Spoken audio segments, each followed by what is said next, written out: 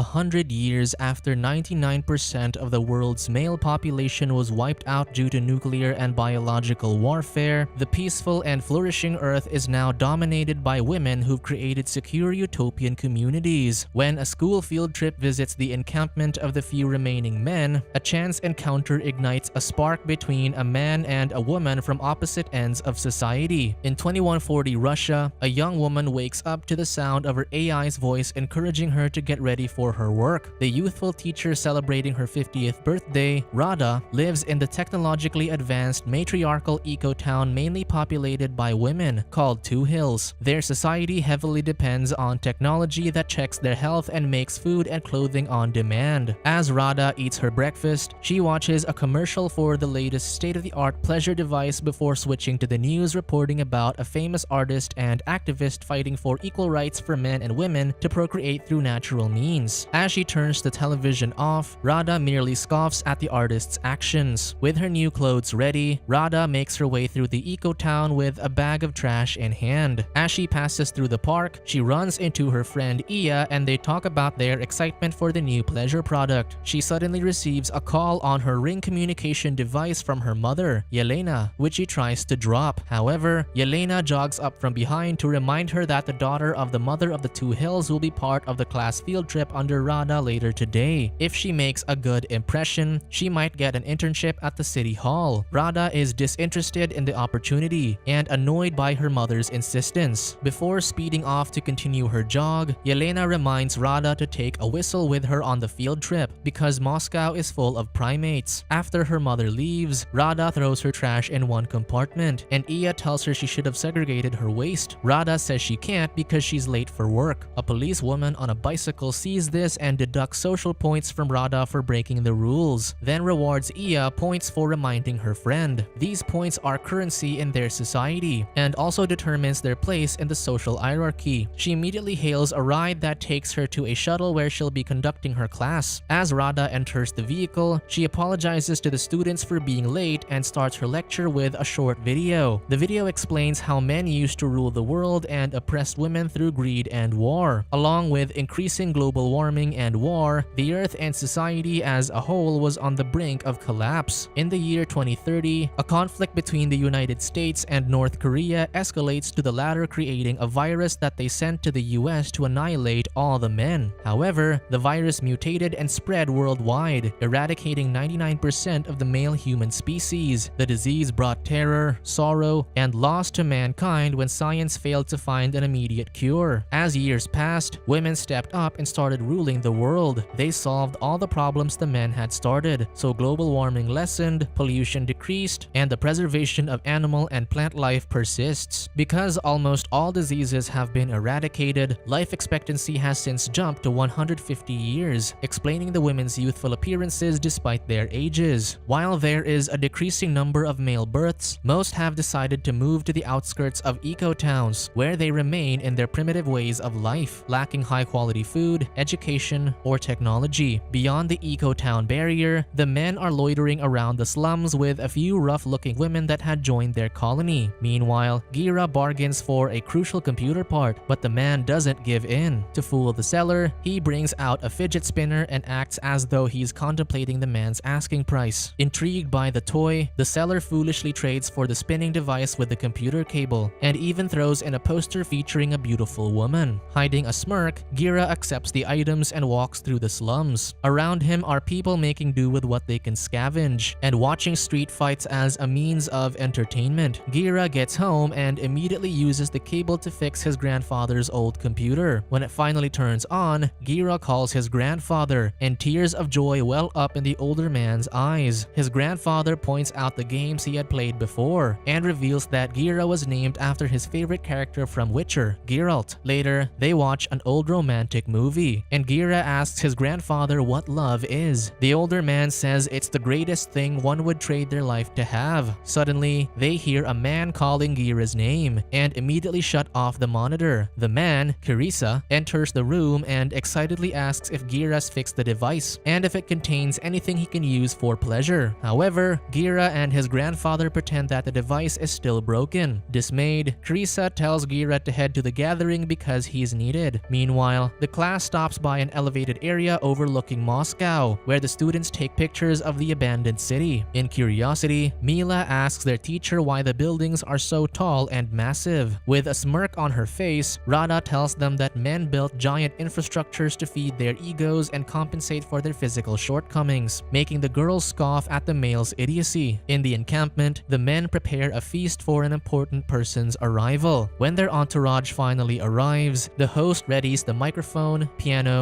and speakers. Carissa signals the host to play the music as everyone gathers in a line to welcome the guest. The Baron exits the vehicle and closes his eyes for a few minutes, enjoying the music. After a while, he asks the host to stop the song and steps on the stage. The Baron greets the men and the few women of the commune before starting his speech about the poor treatment of men by women and how his grandfather was the first man to escape the women-governed society to start a community where men can be free to do whatever they want. He wishes to succeed in his planned rebellion against the government and greets the locals with a happy Independence Day. The men cheer and applaud, expressing their support. After the speech, he orders his men to shower the townspeople with candies they were able to scavenge from a confectionery factory. While the others are busy picking up the candy from the ground, the Baron calls for Gira, who unwillingly approaches him. He orders the lad to capture a goose and make a peking duck for him to feast on, before bragging about his crocodile skin shoes to the others. Meanwhile, Rada takes her students outside the perimeters of the encampment to show them the extreme difference between their world and the primates. As they are about to leave, the girls demand to see the primitive men, but the teacher denies their request and tells them that it's too dangerous. However, Mila and the others insist, pressuring Rada to guide them inside. As they happen upon the locals enjoying their feast, the students are equally fascinated and disgusted by the men's state of life. However, their gawking does not sit well with the residents. One man stands up and rudely pulls down his pants, showing them his private parts, but the girls don't see his action as rude. Thinking this is merely a simple greeting, one of Rada's students imitates the man by lifting up her skirt and flashing her underwear, making the other males stand up aggressively. Fearing what might happen, Rada ushers her students back to the shuttle. While counting the number of students inside the shuttle, Rada realizes Mila is missing. Returning inside the encampment, Rada sees Mila staring at a goose with fascination. Gira suddenly appears and decapitates the poor animal with a machete, horrifying the women. When he hears someone else approaching, Gira calls them into hiding. As they hide behind a wall, Gira can't help but stare at the beautiful woman beside him. After the passing man leaves, Rada thanks Gira for saving their lives, but the lad is completely mesmerized by the teacher's beauty and kisses her. Taken by surprise, Rada blows her whistle in panic, alerting the other men to find and capture them. After presenting the captives to the Baron, he organizes a slapping competition, in which the winner gets to procreate with the women. Fearing for their safety, Gira volunteers, and the Baron chooses his imposing bodyguard, Giant, as his opponent. The Baron grants Gira the first hit. He winds his arm back and slaps the bald man with all his might, but Giant is unfazed. When it's Giant's turn, he swings his arm toward Gira's face, but he expertly evades the slap, and Giant hits the Baron instead, knocking the leader to the ground. While everyone else is concerned for the Baron's well-being and rushes towards the fallen man, Gira tells the women to quickly escape to their shuttle. Gira realizes he's incurred a grave violation by what he did, so he runs home and tells his grandfather to hide him. Moments later, Carissa arrives with other men asking about Gira's whereabouts. The old man points out that his grandson escaped through the window, so one man jumps from it and crashes at the bottom. Then, the old man reminds them that the moonshine supplies are ready, making Carissa stop his search for Gira. Later, Carissa and another man haul the cargo and wait for a shuttle to drive by to pick up the moonshine. When the shuttle slows down, Julius questions the AI, Larissa, why they're stopping in the middle of the forest. Larissa addresses him as the keeper of the seeds and tells him that they are to take a fresh delivery of batteries. As Julius opens the shuttle, Carissa introduces themselves as the technical service crew and places the cargo into the vehicle. As the shuttle moves, the drum shakes, and Gira pops out of the container, surprising Julius. Gira explains that he was checking the battery's health and asks if he could exit the shuttle. But when the door opens, the vehicle is moving too fast for him to jump off safely. Julius explains the shuttle can't stop because it's on autopilot, but promises Gira can deboard when the shuttle slows down as they near the destination. Intrigued by the beverage Gira drinks from a flask, Julius asks him what it is. Gira tells him it's moonshine and offers some to the curious man. Surprised by the liquor's strong taste, Julius coughs, and his face contorts in a grimace, calling the alcohol an abomination. In Rada's home, Yelena confronts her daughter for the irresponsible actions that might have jeopardized her standing in society. A colorfully dressed older woman arrives, interrupting their argument, and quickly comes to Rada's defense. The older woman was the artist and activist Rada saw protesting on the news that morning, who also happens to be Yelena's mother and Rada's grandmother, Zoya. Yelena tells Zoya that Rada could have been abducted or taken advantage of by the men if they hadn't escaped the encampment. She also blames Zoya's influence on Rada before handing her daughter a birthday gift and leaving. As Rada excitedly opens it, she sees the newest pleasure device everyone's been talking about. Seconds later, Zoya asks about the primate Rada encountered. Rada tells her grandma that she was surprised he protected them and didn't show any aggression at all. Zoya tells her that during her time, real men were like that. She shows Rada a picture of a man she once loved and described him as good-looking. However, Rada tells her that the man from the encampment was more handsome. In the shuttle, Gira and Julius are having a good time talking and drinking booze, with the keeper of the seeds getting increasingly intoxicated. Julius says his duty to mankind is providing the women with his seed, and in exchange, he's pampered and well taken care of. Julius says only 10 men are assigned to each eco-town, to Gira's amazement. Julius gulps down the liquor and Gira tells him to sit and rest, which the man disregards. Intoxicated, Julius destroys his ring communication device and commands Larissa to open the shuttle door. Julius accidentally falls out of the vehicle when a branch hits him on the head. Gira can only watch in panic as he realizes he's been left alone in the shuttle. As the vehicle arrives by the eco-town border, Gira exits the shuttle, and the female guard on duty welcomes him. She notices his missing ring, so he lies that he broke his communication device. Fortunately, the lady kindly tells him they'll simply report that he lost the ring and have it replaced by the authorities. A beautiful lady arrives on a bike with a chariot attachment. Gira gets on the chariot and the woman takes him into town. Meanwhile, in the park, Rada and Iya are talking about Zoya's strange beliefs of wanting men to return to society. Rada asks why it bothers her friend, and Iya says it's because she thinks Zoya's actions are weird. Suddenly, Gira's transport passes by the park, but Rada doesn't turn to look, missing the opportunity to see him. As Gira rides through the eco-town, the women clap and happily greet the new keeper of the seeds. They finally arrive in the city hall, and Vera, the mother of the two hills, greets Gira. They offer him an apple as a welcoming gesture to their community, which the lad and Vera each take one bite of. As the clock chimes 7 o'clock, everyone pairs off and shares hugs. Gira, who's now pretending to be Julius, gets to hug Yelena. While embracing her secretary, Vera asks if the moonshine has been received, which the secretary affirms. Gira is then taken on a tour of his new home, and he's in awe of the amenities the other seed keepers are currently enjoying. Eager to get started with his job, believing he'll be sleeping with women to propagate his seed, Yelena guides him to another room. Before he enters, Gira asks Yelena if she'll be joining him inside. The woman notices his inexperience and assures him someone else will be catering to him inside. As Gira enters the room, a middle-aged woman, Luba, greets him, much to his dismay. She gestures for him to sit on a reclining chair, while she brings in an extraction machine. Luba attaches the suction hose onto Gira's member, and he realizes this is their method of collecting his seed. Although initially uncomfortable, Gira relaxes and imagines Rada during the process. Meanwhile, in her home, Rada takes the pleasure device to bed with her and imagines Gira the same way. Back at the slums, the real Julius groggily stumbles into the men's territory, asking for water, before passing out from exhaustion.